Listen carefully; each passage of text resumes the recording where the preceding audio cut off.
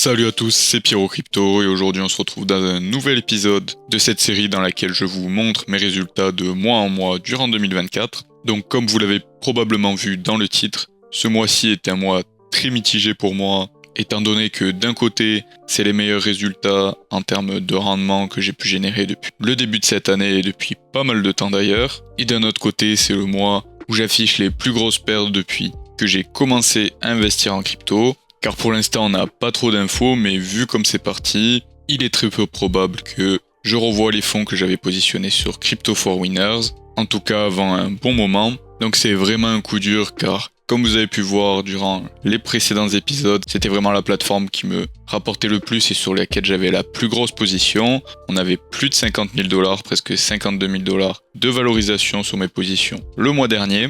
Et c'était des positions qui me rapportaient à peu près entre 3 et 5% par mois, donc c'était très profitable, malgré le fait que ça soit quand même des rendements modérés qui, avec les différentes stratégies qu'ils annonçaient mettre en place, me paraissaient tout à fait plausibles. D'autre part, il n'y avait pas l'accent poussé sur le marketing, ni sur un système de parrainage intenable, car le système de parrainage était quelque chose de tout à fait classique, comme le font tous les business. Si vous référez quelqu'un, on vous donne une partie des bénéfices que nous réalisons grâce à ce nouveau client, contrairement à certaines plateformes où vous obteniez directement un pourcentage de ce que la personne venait investir, et dans ce cas-là, bien entendu, ça n'est pas durable. En plus de ça, les personnes qui étaient derrière la plateforme étaient dox, la plateforme en elle-même était enregistrée auprès d'un État, on connaissait l'identité des gens. L'un de leurs objectifs pour l'année 2024 était de respecter les nouvelles régulations, particulièrement MiCA, vis-à-vis des cryptos. Tout ça, c'était des choses qui me mettaient en confiance. Malheureusement, ça n'était pas suffisant,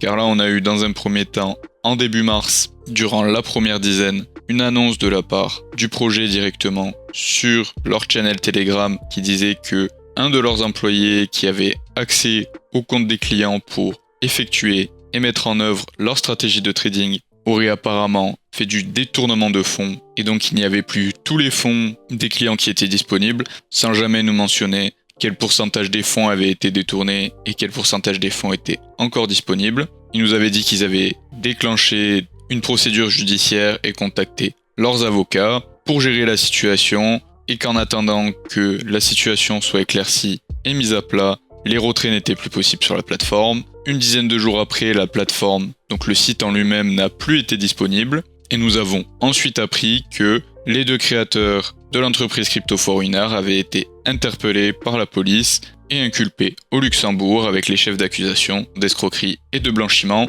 Donc pour l'instant, on n'a pas plus d'informations. La version communiquée par la plateforme est peut-être la réalité, nous n'en savons rien. Il est aussi possible que finalement c'était un Ponzi et qu'ils ne réalisaient pas réellement les rendements qu'ils annonçaient, qu'ils payaient les utilisateurs qui demandaient à faire des retraits avec les fonds des nouveaux investisseurs et que là, comme on avait atteint de nouveaux all-time high au niveau des actifs, particulièrement du Bitcoin qui avait atteint les 70 000 $, pas mal de gens ont voulu retirer le capital qu'ils avaient investi sur la plateforme et il n'y avait juste pas assez d'argent pour payer tout le monde. C'est aussi quelque chose qui est possible. J'espère qu'on en saura plus assez rapidement, mais malheureusement en général, les procédures judiciaires prennent beaucoup de temps et on a bien vu avec FTX, le remboursement partiel des investisseurs s'est fait plus de 2 ans après la fermeture de la plateforme. Donc ici, il est probable qu'on soit sur des délais équivalents pour ceux qui se porteront en tant que partie civile. Donc bien entendu, c'est très embêtant pour moi. D'une part pour la somme que j'avais investie sur cette plateforme, d'autre part pour les bénéfices que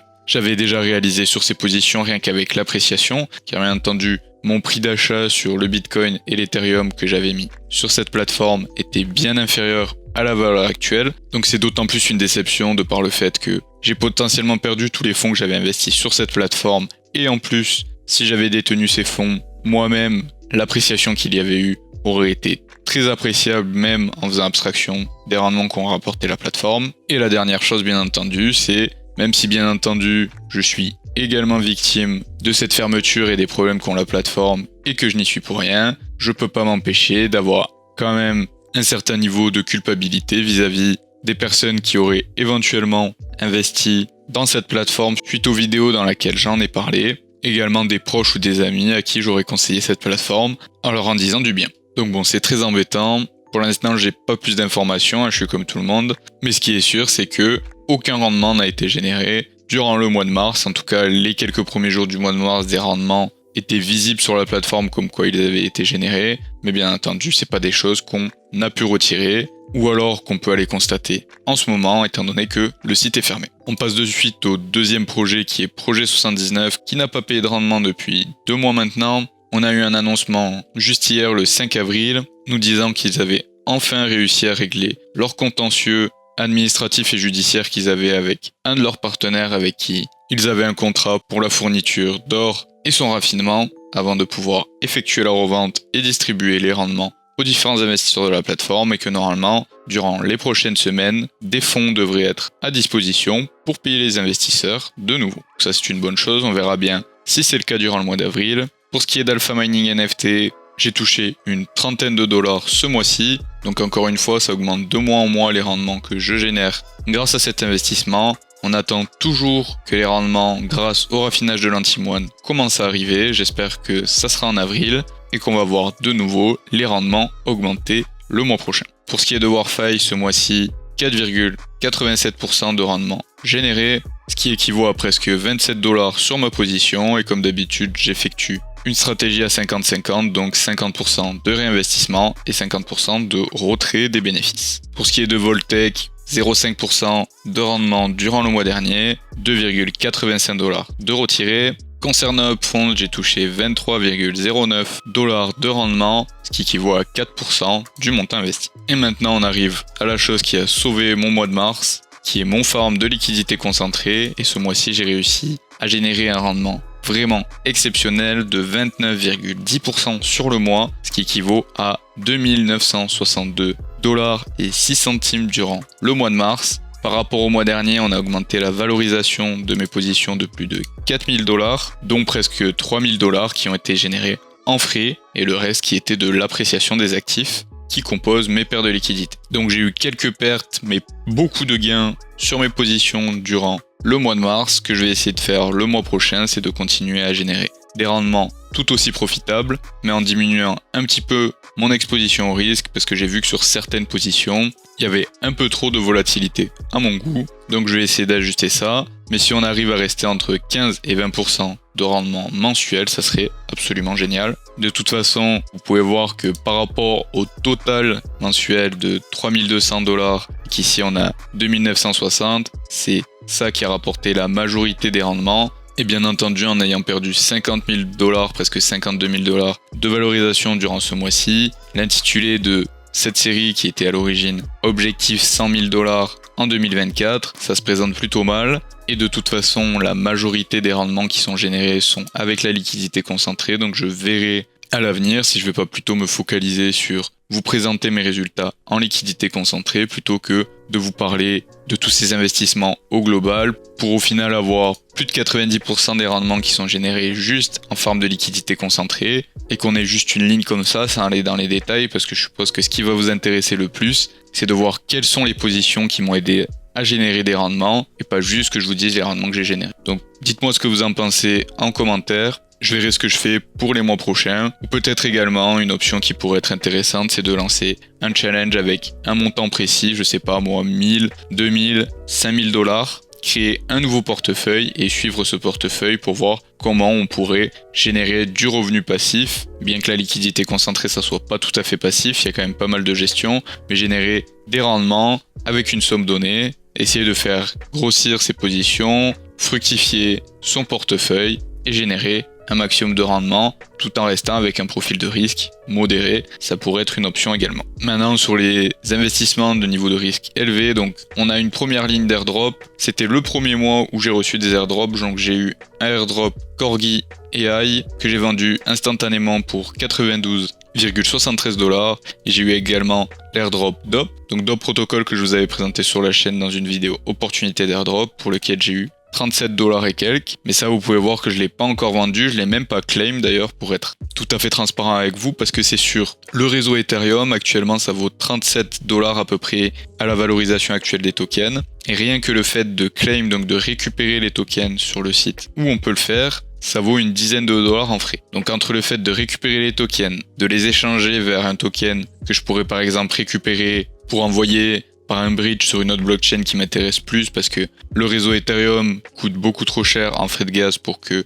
je puisse me permettre d'investir dessus avec les montants que j'investis, c'est pas intéressant. Donc je pense qu'après ça va réduire le montant du airdrop à une vingtaine de dollars. Bon, c'est toujours intéressant, je vais sûrement le faire, mais pour l'instant je l'ai pas fait. Donc le montant du airdrop réellement c'est 37,42 dollars au moment où je l'ai reçu. Après il faudra voir combien il me restera au moment où je l'aurai retiré. Est-ce que je vais le retirer? Je l'ai pas encore fait. Pour ce qui est de Golden AI, j'ai pu retirer 14,89 dollars ce mois-ci. Après, le site a été de nouveau non disponible. Il n'y a pas trop de communication. Je sais pas trop qu'est-ce qui se passe avec ce projet. Bon, j'ai récupéré une quinzaine de dollars. Voilà, mais c'est très inconsistant. Le site est souvent indisponible ou avec des bugs. Et la communication au niveau des personnes qui gèrent le projet est vraiment désastreuse, donc ça, c'est pas terrible. Et pour ce qui est de MonstroDGN, par contre, j'ai pu récupérer le NFT pour passer en phase 2. Et la phase 2, durant le mois de mars, m'a distribué déjà une quarantaine de dollars durant le mois, donc c'est très agréable. Du coup, les rendements que je vais percevoir vont être déduits au fur et à mesure du montant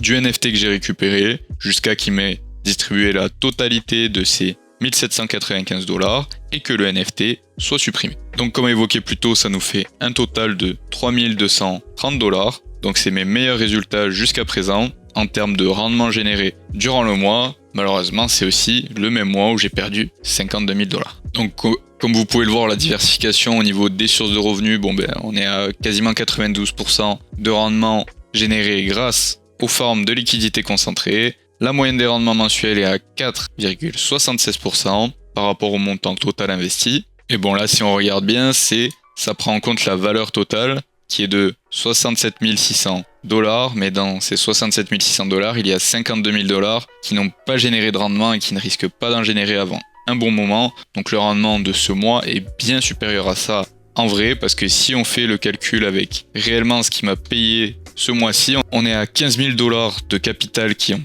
généré des rendements durant le mois et 3200 dollars de rendement. Donc ça fait à peu près 20% de rendement par rapport aux fonds qui ont généré ces rendements. Donc vraiment des performances incroyables, surtout grâce à ces 29% de rendement durant le mois sur le farm de liquidité concentrée. Comme je vous l'ai dit, normalement ça devrait baisser le mois prochain car je vais essayer de manager le risque parce qu'il y avait un peu trop de volatilité sur certaines de mes positions que j'ai prises. D'ailleurs certaines que j'ai dû fermer en urgence parce que le prix s'effondrait et j'ai quand même réussi à sortir de ces positions en bénéfice grâce à tous les frais que j'avais générés auparavant et que j'ai eu l'intelligence de cash out au fur et à mesure. Mais bon, quand on voit des positions qui perdent des 800 dollars en quelques heures, c'est pas des choses qui sont suffisamment passives à mon goût, car je veux quand même pouvoir avoir des positions où si je le regarde pas pendant 24 heures, mon argent ne s'est pas évaporé. Et là, c'était le cas avec certaines positions que j'ai prises. Donc on va réajuster tout ça avec un objectif de rester quand même vers les 15% de rendement,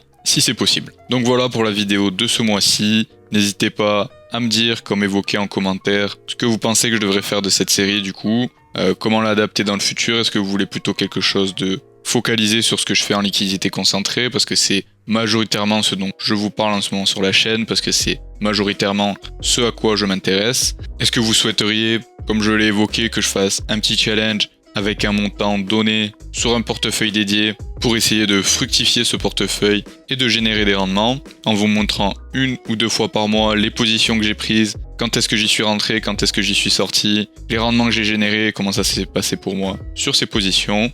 Laissez-moi savoir tout ça en commentaire, ça m'intéresse. Et comme d'habitude, si vous avez apprécié cette vidéo, laissez-y un petit pouce bleu, n'oubliez pas de vous abonner, et sur ce je vous dis à la prochaine.